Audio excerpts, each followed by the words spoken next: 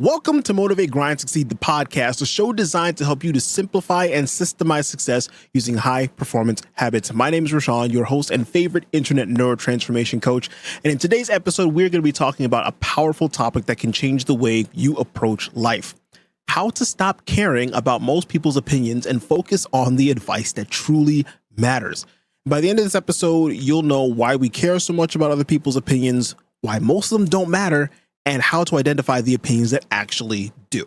So let's start off with the psychology of why we care about people's opinions. So to understand this, we need to go back, like way back, right? So as humans, we are hardwired to want acceptance because 100,000 years ago, survival depended on being part of a tribe, and being cast out, ostracized from the tribe meant certain death. But fast forward to today, and while we no longer need a tribe to survive physically, that part of our brain still exists, and it tells us that we need to fit in order to feel secure. Now, I'm about to probably date myself a little bit with this, but this is why in school, for me, mainly middle school, high school kind of time frame. For you, it might be different, but for me, I can only speak from that. Middle school, high school time frame. You had the cool kids, you had the fashionable girls, you had the student athletes like the jocks, you had the nerds, kind of where I fell. But everybody was part of some sort of group, whether you knew you were part of it or not. Now, fast forward a bit, this exact same ideology has stayed with us. However, it's now moved more to an online presence. And this is why social media has such a huge grip on us. We seek the likes, we seek the comments, we seek the validation. But here's the no duh moment that makes sense, but it still needs to be said, right? Not fitting into the crowd does not mean certain death. What do I mean by that? Well, you can pay your bills, feed yourself, live your life without being universally liked, and you could do all this being by yourself. You don't need to do all that with somebody else. In fact, let's take it a step further. You can walk into any restaurant you want, order a plate of food by yourself, eat it by yourself, pay the bill by yourself, and walk out of that restaurant by yourself and not feel like you're being cast out of any sort of group. So here's the bridge that I'm trying to form here. Between 100,000 years ago and today, the bridge is a question. Do I want to fit in or do I want to stand out? That's the question you need to ask yourself. And I can't answer it for you, but you have to make that decision for yourself. Do I want to fit in or do I want to stand out? And so for me, obviously, my answer is going to be standing out. And here's why I want to stand out, right? Because fitting in my perspective, holds you back. And here's why. Take a moment and think about the people that you admire the most. It could be Oprah, Elon Musk, or even historical figures. Think like Buddha, Jesus, whatever. What is the common denominator around all of those individuals or any of the individuals that you can think of right now? None of them fit in. They're outliers. These people all in some way, shape, or form broke societal norms or what was deemed as normal in order to achieve the level of greatness that they did. So there's a reason why people remember their names and not other people's names. Only those who dared to dream big and do those big things, regardless of what others said about them, how they were treated, or even how people perceived them, they still did those memorable things. To quote Jim Carrey, this is a really good quote I found while doing some research for this episode. He said, "Your need for acceptance can make you invisible in this world." That's a really good quote. Your need for acceptance can make you invisible in this world. Meaning, if you are trying to spend your life trying to blend in, you will never stand out. However, this is not all sunshine and rainbows, because as you can guess, standing out does come with a price, and that price is attention. You standing out is akin to a lamp in a pitch black room. Now, you all probably don't know, but I have 2 floodlights that are shining on me, and the rest of my room is black. So that way I have all the light hitting me, and there's no like extra lights going on right now. So standing out is literally akin to that, having these bright lights in a dark room. And the reason why that's important to make that analogy is that when you realize that standing out is akin to that, Everybody and everything will have eyes on you simply because you are doing different. Simply because you're different. The whole room is dark, but you have these two lights. Those lights are different than the darkness, and therefore you are going to attract attention regardless of what you do. Attraction, as I said, is not selective, right? It's going to attract everybody. It's going to attract admirers, and it's also going to attract haters. You cannot choose. Let me repeat, you cannot choose who you attract. You will attract both admirers / people who respect you and people who hate on what you do. It is what it is. If you want to make a name for yourself, you cannot choose to only have people who respect you. It simply isn't going to happen. You will have people who hate on you. That part is inevitable. However, not all the hate is justified. In fact, in my personal experience, I would say about 99.999%, repeating, of course, percent of the people who hate on me are simply hating on me because what I'm doing reminds them of their own inaction. And so the way I think about it is this. Could the person who hates on my content have been the creator of MGS, right? Motivate, Grind, Succeed. Could they have created what it is that I've created? Sure, of course they have. But that individual who says that could have been me isn't me. The reason why, they made excuses. They didn't start 4 years ago like I did. They didn't stick with it through the early mornings and late nights that no one else saw. They didn't, none of that. And because they made all the excuses of why they couldn't do it, they aren't any further along in their journey and in their progress and in the process of building what they want to build. And thus, because simply I took action and did more reps and sets than they did, naturally, time passed for both of us, right? Me and that individual. Time passed. Only difference is I took action, learned, and then implemented what worked and fixed what didn't. And over a long enough time horizon, we got to where we are today. But regardless, the time passed. This is why I preach so much things like the eye pits, right? Because the haters, when they come, they're not hating on you. They're hating on themselves for quitting too early and seeing somebody else take essentially what they believe should have been theirs or what could have been theirs had they kept going. But this, again, like I said, this is why I preach the eye pits and everything so much, right? I'm teaching you all how to not put yourself in that scenario. So 5 years from now, you're not looking at your life like I'm in the exact same spot I was 5 years ago. Like, no, you are in a higher level. You are in a different level, whether it be mentally, physically, spiritually, financially, whatever. You can take the information that I give you and be able to implement that into what your next goal for your life is going to be. Things like the IPIT. So if you've never heard of an IPIT before, it stands for an incremental positive impact task. A task that is so small, you can break it down to a manageable chunk. That way you can actually start to see progress over a long enough time horizon. That's why I preach about the Pomodoro technique. If you've been around the block quite a bit, either around the internet in self-improvement or around MGS, you know I preach the Pomodoro a ton. Eisenhower. I live, breathe, sleep Eisenhower when it comes to my to-do list. Like every single to-do list I make, I have a system of where I put those things into a software, and then I'm able to categorize that software based on the Eisenhower. And then within the Eisenhower, I even have rankings in there. If you want a video on that, let me know. I can make a video on that. I could walk through my personal to-do list to show you step by step how I do that. But that's not for this episode. But the point is, I do all of these things to help you to achieve your goal and your version of success in more bite-sized chunks. But everything that I talked about, I've either made an episode on or I can make an episode on. Just let me know in the comments and I'll get to work on that.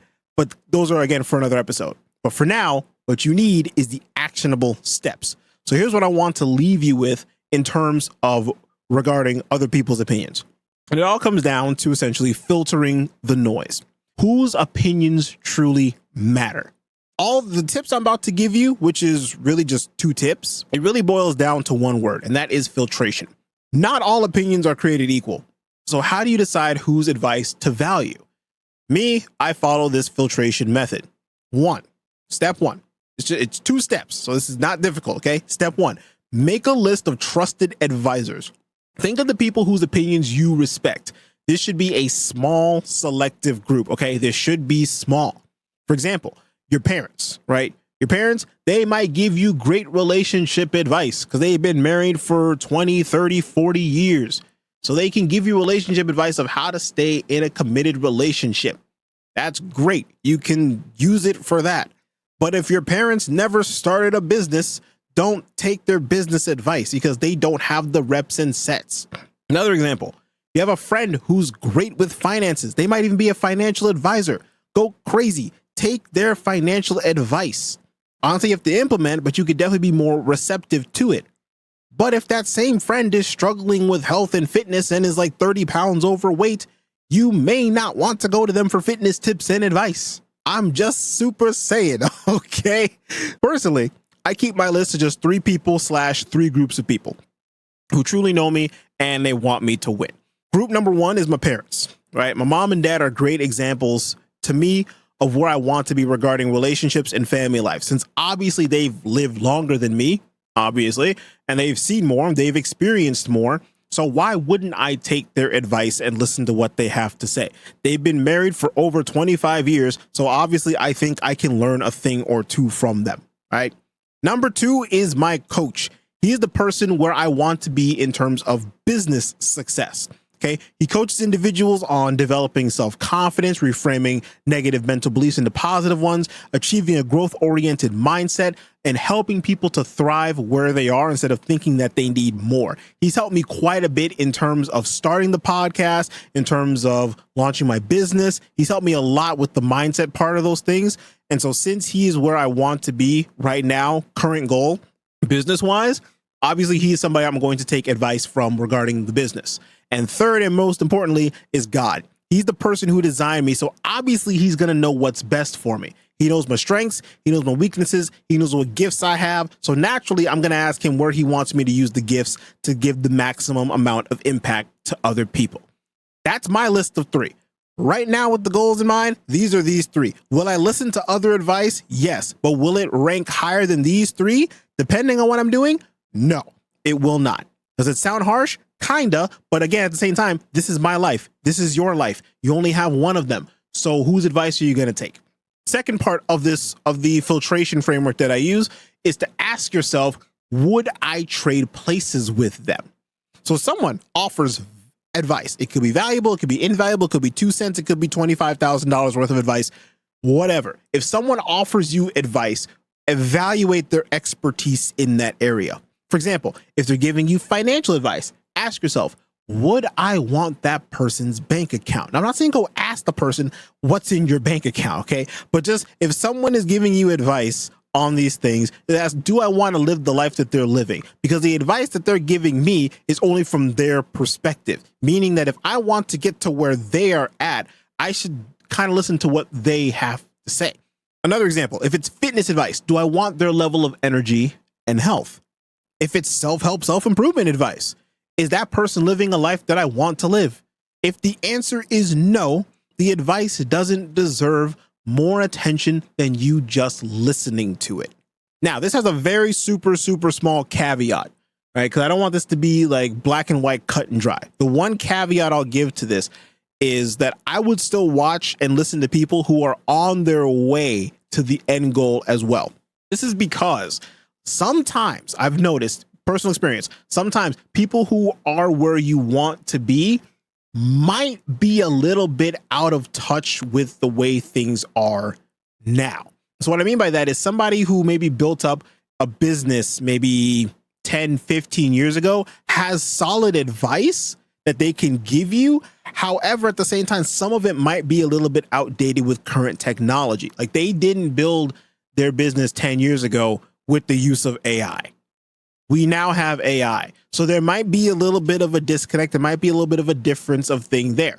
So that's the small caveat I want to give. If someone's on the way, you can still watch them as well because they have the advantage of having a real-time, more up-to-date view of how things are. Now, I wouldn't always take their advice plain Jane and go run with it, but I'd at least give it a listen and try to incorporate it, keep it, like, as I say, in the back of your mind, so that way in case something comes up, you can use it, right? Because they still might have a couple nuggets of wisdom, okay? So before we go ahead and end this episode, I want to touch on one more point, and this is why opinions don't matter, or at least most of them don't. In order to apply what I just said with the filtration method of making the list of trusted advisors, and asking yourself if you would trade places with them, here's how to apply it. When you realize that 99% of opinions don't matter, it becomes that much easier to take advice. Because again, with the filtration method, if you would not trade places with them in terms of what advice they're giving, and you know that the person does not have your best interest at heart, and they're not willing to help you in terms of where you're trying to go with your goal, the advice might not be that helpful to you. Because most people, they offer unsolicited advice sometimes because they want to validate their own beliefs, right? Because if someone gives you a piece of advice and then you take it, they feel good that you took their advice. They feel important. They feel valued. They feel validated. They feel like, wow, I helped an individual. I want to feel this good feeling again. And now they go try to give this advice to more people. Even if it's bad advice, they still want to feel that feeling of validation. So here's an example. I've had quite a few people tell me in person that I've had a very nice looking YouTube channel and I should teach people how to do it. I've also had people, again, in real life, shocked that my podcast is at this point in time, almost 200 episodes in terms of content. And I should teach people how to start a show. Now, in and of themselves, these are not bad ideas. And this is not bad advice because there are people who teach you how to run a podcast, monetize a podcast, get sponsors for your podcast. There are those people who teach you how to start a YouTube channel, launch a YouTube channel, and be able to monetize a YouTube channel, get a big audience. There's business opportunities. There's advice galore for both of these groups. However, that is not my current goal. I can give that information to somebody if they need it. But again, that's not where my focus is. In the beginning of my videos and podcast episodes, what do you hear me say? I say neurotransformation coach. That is my goal, to give actionable tips to help you transform your mind and the way you perceive problems on a day-to-day basis and the circumstances that you encounter, not as obstacles, but as ways to improve yourself and better yourself day by day. Right now, with that goal, teaching somebody how to optimize your YouTube channel does not align with that. Teaching someone how to start a podcast does not align with that. In the future, that might be a side thing if people ask for that information enough. But as of right now, with my current goal, that is simply a detractor. It's not, again, in and of itself, it is not a bad idea. But based on my current goal, that is simply going to detract from where I'm trying to go right now. So in and of itself right now, that is not helpful advice. Hopefully that kind of makes sense to you. All right. So what do you do in this scenario when you have your goal and you know where you're trying to go and someone gives you this advice and you know it's not helpful? What do? It's really not rocket science, just common human courtesy. Be polite, say thank you, I'll keep it in mind, and just move on. That's it. It's advice. Someone just gave it to you. You don't have to take it. That's it. But at least give them the common human decency and courtesy to at least listen to them instead of saying, yeah, no, I don't need that. I don't need that. No, just at least hear them out. At the very least, that's what I do. At least hear them out. Am I going to do anything with it? No. But to the other person, I listened regardless. And what I do is I like to use it as a time to, even if I'm not going to use the advice, at least a potential connection, a way to at least connect with them, see where their head's at, open up a new line of communication, and then boom, who knows? It becomes now a who knows who type of game, right? But at the very least, just be polite, say thank you, move on. I know it sounds a little bit harsh, sounds maybe a little bit mean and cruel. And some of you are probably heading to the comments now to leave some sort of hate comment, but it's just the truth. Because you can simplify this whole idea into one question. If you were to walk into a gym and get assigned a personal trainer who is overweight, but they have 20 years of finance experience and read a lot of books on fitness, would you honestly take their fitness advice? We as humans, we want the proof in the pudding. Otherwise, you're just talking, right? That's why a lot of times I'm open about my journey. And I understand that if I don't say, like back 5 or so years ago when I had zero structure and zero systems in my life, and I was trying to balance everything from engineering classes to work to church responsibilities to martial arts practice and try to have a social life, etc. And all that was fully reactive. And I was drinking like literally 6 energy drinks a day just to stay energized because I had no plan of how to attack the day. I understand. So I speak from experience and I speak from what works. Otherwise, people will just think I'm just another wannabe guru with a camera and a microphone shoved in front of my face. People want proof. I want proof. Hence why my people list is so short of 3 people. These people have all proven themselves with their track record. Life is short, and I want to ensure that I make the most of the limited time that I have to make the most amount of impact possible. So I hope that this is kind of landing and hitting home. And so I kind of alluded to this already. Last point I'll make, kind of alluded to this already with my very passionate spiel there. But once you identified whose opinions matter, the mindset shift you want to make is prioritize those opinions and block out the rest. When you're trying to make a decision, lean into your trusted circle when making those decisions. If necessary, follow the 2 pizza rule. There should be only enough people in a room where 2 pizzas can comfortably feed them. So if you take your standard pizza, you cut it into 8 triangles, you got 2 pizzas, that's 16 triangles. Each person eats a conservative 2 slices.